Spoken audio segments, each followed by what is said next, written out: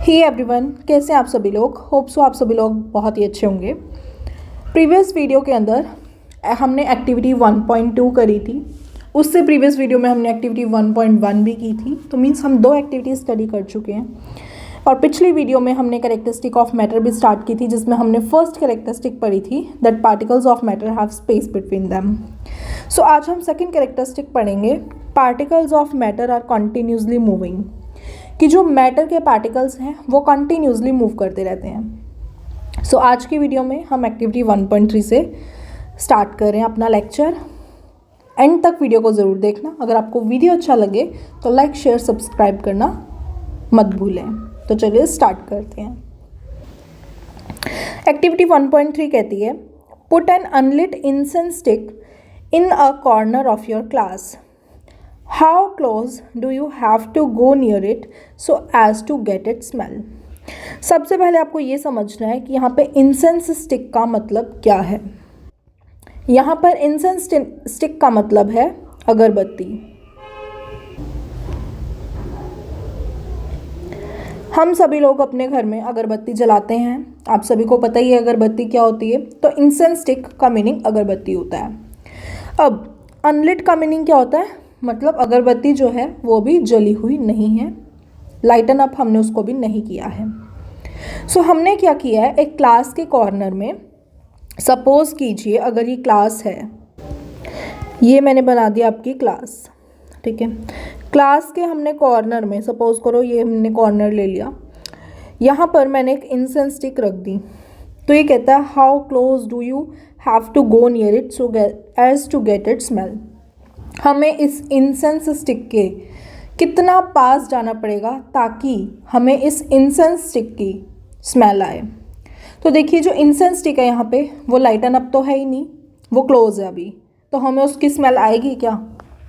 आप सभी को ही पता है अगर वो अभी तक हमने उसको जलाया ही नहीं है तो उसकी हमें स्मेल आएगी ही नहीं, चाहे वो कॉर्नर में हो या फिर वो कहीं भी हो, ठीक है जी। सेकेंड स्टेप में कहते हैं now light the incense stick. अब हमने जो इंसेंस स्टिक थी यानी कि जो अगरबत्ती थी उसको जला दिया है।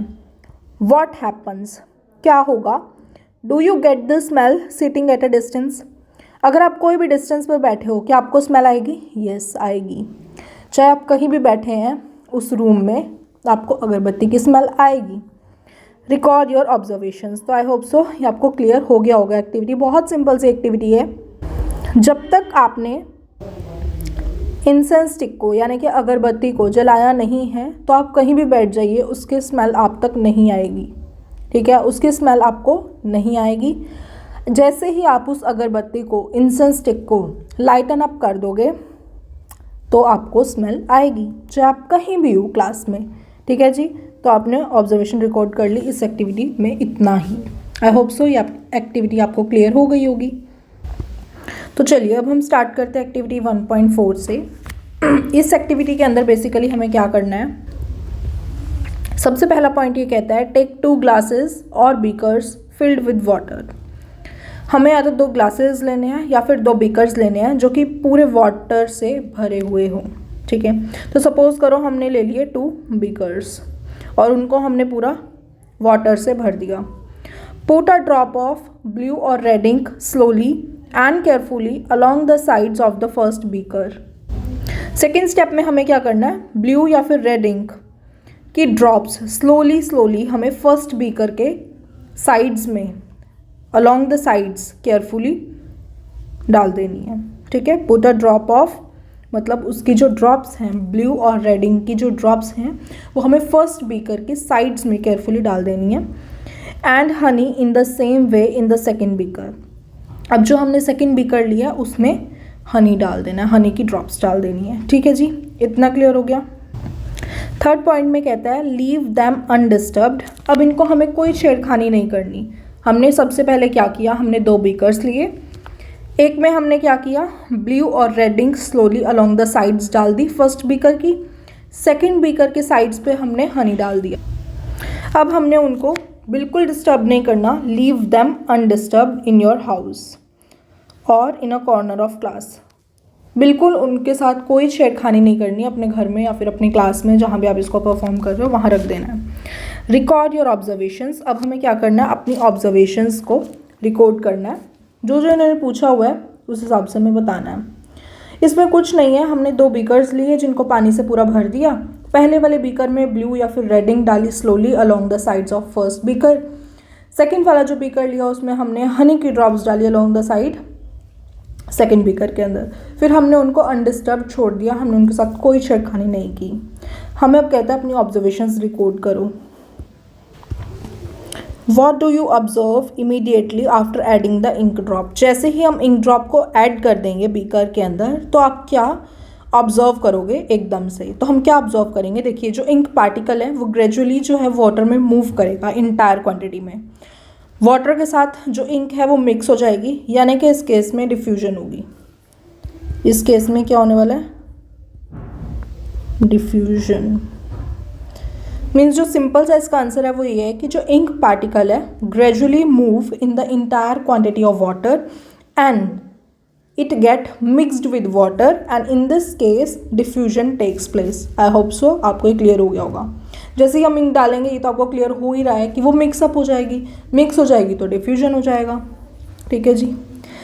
सेकेंड क्वेश्चन है, what do you observe immediately after adding a drop of honey. अब आपने इंक ड्रॉप ऐड करी तो डिफ्यूजन हो गया, ठीक है। अगर आप हनी की ड्रॉप को ऐड ऑन कर रहे हो तो क्या होगा, जैसे ही आप हनी की ड्रॉप को ऐड ऑन करोगे तो आप देखोगे कि जो हनी है वो वाटर के साथ मिक्सअप नहीं होगा। बॉटम ऑफ वाटर पे वो जा करके, मतलब बॉटम ऑफ वाटर पे वो नीचे सेटल डाउन हो जाएगा। हम ये कह सकते हैं कि जो हनी है वो नीचे सेटल डाउन हो जाएगा, वो वाटर के साथ मिक्सअप नहीं होगा। आई होप सो ये वाला भी आपको क्लियर हो गया होगा, बहुत ही सिंपल है। थर्ड क्वेश्चन ये है, हाउ मैनी हार्स और days does it take for a colour of ink to spread evenly throughout the water. कि कितने आवर्स लगते हैं और कितने डेज लगते हैं कलर ऑफ इंक जो है वो पूरी तरीके से वाटर में मतलब स्प्रेड हो जाए, फैल जाए। इसमें बेसिकली 1 घंटा हम कह सकते हैं, it takes about an hour. ठीक है, करीब अबाउट एन आवर लगता है, 1 घंटा लगता है कि जो इंक है वो थ्रू आउट द वाटर उसका कलर जो है वो स्प्रेड हो जाए। आई होप सो आपको ये एक्टिविटी 1.4 क्लियर हो गई होगी। अब देखिए एक्टिविटी 1.5 क्या कहती है, drop a crystal of copper sulphate और potassium permanganate into a glass of hot water and another containing cold water. हमें क्या करना है, हमें क्रिस्टल्स ड्रॉप करने हैं कॉपर सल्फेट के और पोटेशियम परमैंगनेट के गर्म पानी के ग्लास के अंदर। हमने एक यहाँ पर ग्लास लिया है हॉट वाटर जिसके अंदर हमने डाला है, मतलब गर्म पानी डाला है। फिर उस ग्लास के अंदर, गर्म पानी वाले ग्लास के अंदर हमने कॉपर सल्फेट के क्रिस्टल्स डाले हैं और पोटेशियम परमैंगनेट के क्रिस्टल्स डाले हैं। और दूसरा ग्लास लिया है जिसमें हमने कोल्ड वाटर लिया है, यानी कि ठंडा पानी लिया है। एक में हमने गर्म पानी लिया है जिसके अंदर हमने कॉपर सल्फेट के क्रिस्टल्स डाले, पोटेशियम परमैंगनेट के क्रिस्टल्स डाले। एक और जो हमने ग्लास लिया वो हमने कोल्ड वाटर का लिया। कहते हैं do not stir the solution. अब जो ये सॉल्यूशन है इसको हमें स्टर नहीं करना, मतलब इसको हमें घुमाना कुछ नहीं करना है, जस्ट डालना है। Allow the crystals to settle at a bottom. जो क्रिस्टल्स हैं उनको अलाउ करना है, वो बॉटम पर बैठ जाएंगे। जो हमने क्रिस्टल्स ड्रॉप किए हैं कॉपर सल्फेट के, पोटेशियम परमैंगनेट के, वो बॉटम पे सेटल डाउन हो जाएंगे। अब क्वेश्चन जो यहाँ से अराइज होता है वो ये पूछते हैं ये कि what do you observe just above the solid crystal in the glass. कि आपने क्या ऑब्जर्व किया, ठीक है, solid crystal in the glass. ठीक है, तो सॉलिड जो क्रिस्टल्स हैं वो क्या करेंगे, वो वाटर के साथ मिक्स होना स्टार्ट करेंगे। किसकी फॉर्म में, थ्रेड लाइक स्ट्रक्चर्स के फॉर्म में। जो सॉलिड क्रिस्टल्स हैं they get start mixing with water in the form of thread like structures. But जब हम cold water का सीन देख रहे हैं, cold water में अगर हम देखें, इन cold water जो thread like structure हैं come slower than of hot water, यानी कि hot water में वो जल्दी फॉर्म हो जाएंगे thread like structure, cold में टाइम लगेगा। ठीक है, फिर आता है next question, what happens as time passes। जैसे जैसे टाइम जो है वो पास होता रहेगा, क्या होता रहेगा, सॉल्यूशन का क्या रहेगा। एज टाइम पासिस जो क्रिस्टल हैं वो वाटर के अंदर डिज़ोल्व हो जाएंगे, हॉट में भी क्रिस्टल्स डिज़ोल्व हो जाएंगे और जो हमने कोल्ड में क्रिस्टल्स डाले हैं वो भी डिज़ोल्व हो जाएंगे।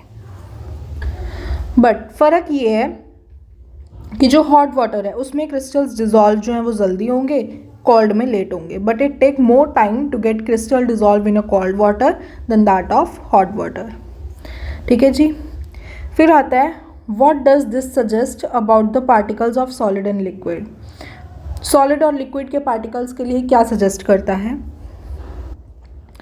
पार्टिकल्स ऑफ सॉलिड और लिक्विड के लिए ये सजेस्ट करता है कि जो मैटर है वो छोटे छोटे पार्टिकल से बना हुआ है। मीन्स जो मैटर है वो टाइनी पार्टिकल से बना हुआ है, और ये जो पार्टिकल्स हैं ये हमेशा ही मोशन में रहते हैं, कंटिन्यूसली ये मोशन में होते हैं। ठीक है, तो पार्टिकल ऑफ सॉलिड और लिक्विड के लिए यही सजेस्ट करता है कि जो मैटर है वो छोटे पार्टिकल्स का बना हुआ है, और ये जो पार्टिकल्स हैं ये मोशन में रहते हैं कंटिन्यूसली। लास्ट क्वेश्चन कहता है does the rate of mixing change with the temperature, why and how. जो रेट ऑफ मिक्सिंग है पार्टिकल्स का, क्या वो चेंज होता है टेम्परेचर के साथ, क्यों होता है और कैसे होता है?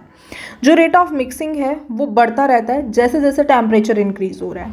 जितना ज़्यादा टेम्परेचर इंक्रीज होगा उतना ही ज़्यादा रेट ऑफ मिक्सिंग होगा। और ऐसा क्यों है कि जो रेट ऑफ मिक्सिंग है वो बढ़ता रहता है टेम्परेचर जैसे जैसे बढ़ता रहता है? इसलिए है क्योंकि जो हीट पार्टिकल्स हैं मैटर के, उनके पास ज़्यादा काइनेटिक एनर्जी होती है और वो ज़्यादा तेज़ी से मूव करना स्टार्ट कर देते हैं। दोबारा से देखिए, ये कहता है does the rate of mixing change with temperature, कि जो रेट ऑफ मिक्सिंग है वो टेम्परेचर के साथ चेंज होगा, क्यों होगा और कैसे होगा? तो इसका सिंपली आंसर ये है कि जो रेट ऑफ मिक्सिंग है, जैसे जैसे हमारा टेम्परेचर इंक्रीज़ करेगा वैसे वैसे जो रेट ऑफ मिक्सिंग है वो भी इंक्रीज़ करेगा। और ऐसा क्यों है? क्योंकि जो हीट पार्टिकल्स ऑफ मैटर है उनके पास ज़्यादा काइनेटिक एनर्जी होती है, they have more kinetic energy, और वो ज़्यादा तेज़ी से मूव करना स्टार्ट कर देते हैं, दे स्टार्ट मूविंग फास्टर। यहाँ पर आपकी मैंने 5 एक्टिविटीज़ कंप्लीट करा दी है। आई होप सो ये आपकी 5 एक्टिविटीज़ आपको अच्छे से क्लियर होंगी। From the above 3 activities 1.3, 1.4 and 1.5 we can conclude the following। जो हमने 3 एक्टिविटीज़ ये परफॉर्म की है, इन्होंने मेंशन किया 1.3, 1.4 और 1.5, इनसे हम क्या क्या कंक्लूड कर सकते हैं? सो देखिए 1.3, 1.4, 1.5 एक्टिविटीज़ से हम क्या क्या कंक्लूड कर रहे हैं? That the particles of matter are continuously moving, कि जो मैटर के पार्टिकल्स हैं वो कंटिन्यूसली मूव करते हैं। किसकी वजह से? क्योंकि उनके पास काइनेटिक एनर्जी है।